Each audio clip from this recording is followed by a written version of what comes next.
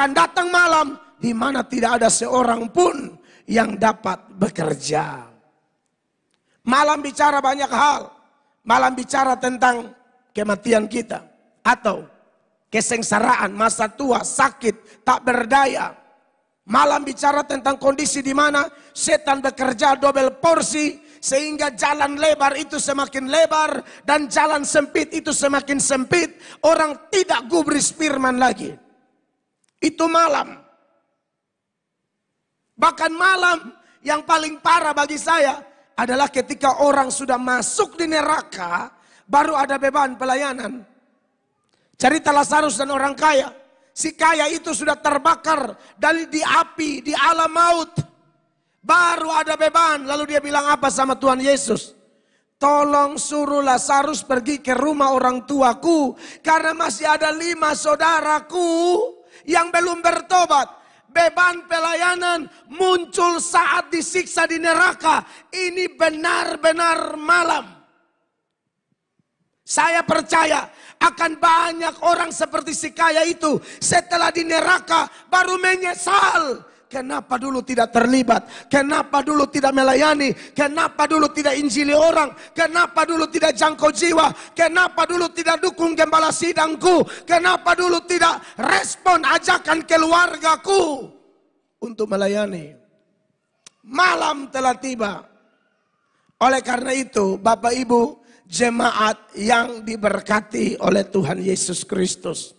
Sebagai hamba Tuhan Yesus Kristus, saya ingatkan teladan Kristus di titik akhir sekitar beberapa menit sebelum kematiannya masih pelayanan. Haleluya. Ini hidup berkualitas. Ini hidup maksimal. Jangan hanya hidup secara kuantitas.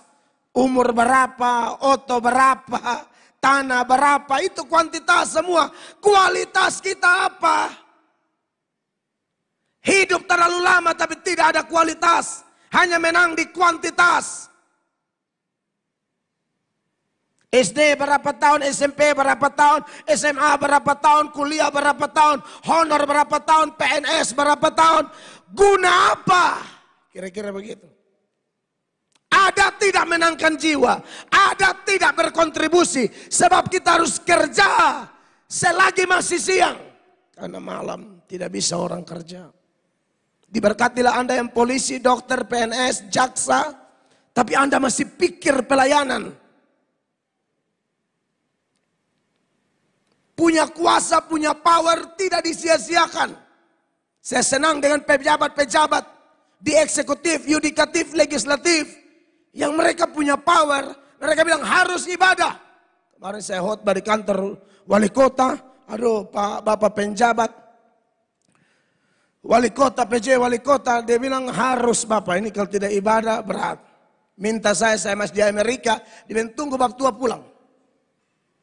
Dan puji Tuhan, bersyukur Tuhan terjadi di kantor kejaksaan biasa. Kami lakukan itu di Polda. Karena pejabat-pejabat di sana tahu, mungkin mereka bukan pengkhotbah seperti saya, tapi mereka diberi kuasa untuk memasukkan pengkhotbah ke situ. Ah, itu keren. Bahkan ada beberapa pengusaha di sini, di toko mereka saya ibadah sebelum buka toko. Bapak pendeta ini jangan bilang suka keliling dunia, jadi begitu saya tidak datang. Apalagi jemaat punya usaha, itu prioritas saya. Itu prioritas saya. Saya lebih pentingkan jemaat di sini. Suruh minta telepon, saya datang, saya pelayan. Saya diberkati sekali. Beberapa toko ibadah dulu. Ibadah dari jam 7 sampai jam setengah 9 baru buka toko. Keren. Harus begitu.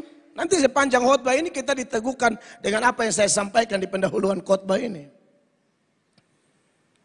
Nah, Bapak Ibu jemaat, dari pelajaran ini saya harap tidak ada kita jadi penonton di ladang yang bernama bumi. Dan ini adalah tempat tumpangan sementara. Kita semua harus jadi pemain. Entah langsung di depan layar, langsung di depan panggung, atau di belakang layar atau di belakang panggung. Kita semua harus jadi pemain. Kami yang bisa tampil di depan ini karena ada orang-orang belakang yang luar biasa.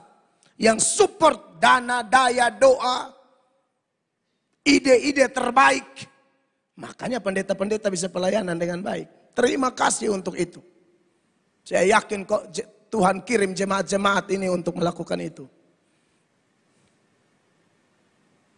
Dan saya sepanjang jadi gembala, saya rasa sekali jemaat cinta kami. Dan itu manifestasi cinta Anda kepada Yesus yang kami rasa dalam dukungan nyata dalam pelayanan kami. Teruslah lakukan itu bersama-sama. Sampai kapan kita tutup usia, pelayanan terus.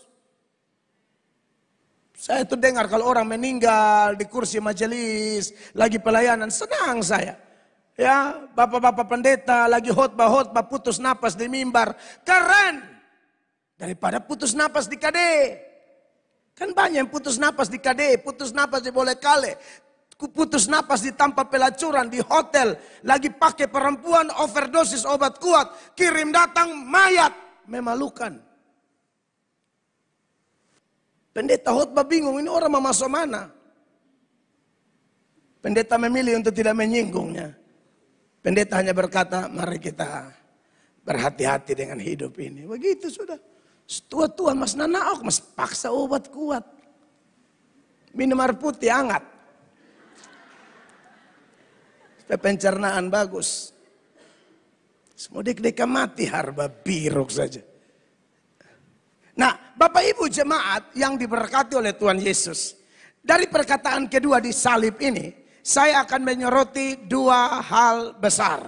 Yang pertama, saudara-saudara, adalah permintaan dari salah satu penjahat yang ada disalibkan bersama-sama dengan Tuhan Yesus. Ya, itu yang harus kita perhatikan ya. Saudara yang diberkati